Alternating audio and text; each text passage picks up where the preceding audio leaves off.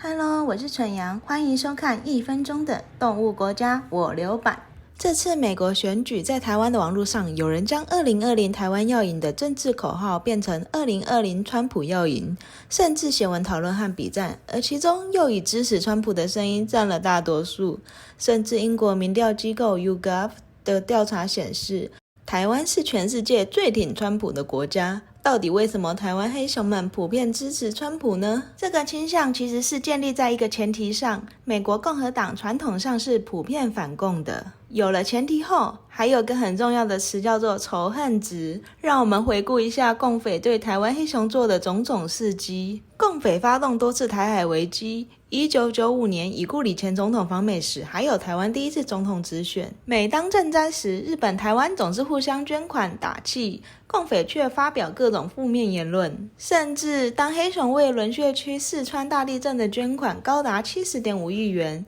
共匪对着我们的飞弹却从1400枚增加到1500枚，留岛不留熊的恐吓更是从未停过。尤其是 SARS 时，在 WHO 直呛谁理你们，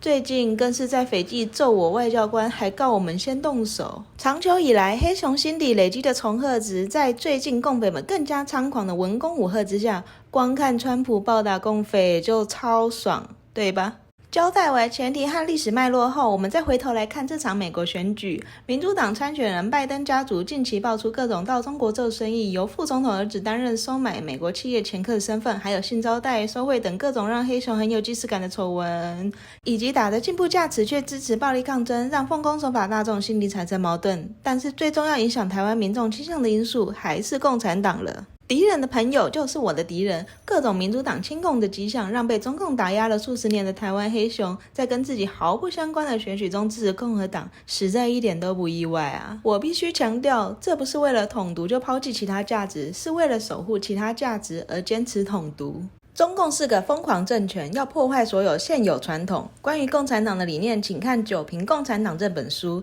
大家都害怕，如果亲中的参选人当上美国总统，让美国再次放弃了台湾，中共趁虚攻台的话怎么办？台湾黑熊的反应是基于台湾自身利益所做出的最诚实反应，因为大部分的台湾黑熊都没有绿卡，没办法跟其他美国籍黑熊一样，说满口高大上的崇高理念，出事后再逃回美国说我一直为了民主而战啊。你问我支持谁吗？我这个人很简单，谁干中共我就支持谁咯。喜欢影片的话就帮我订阅跟分享哦。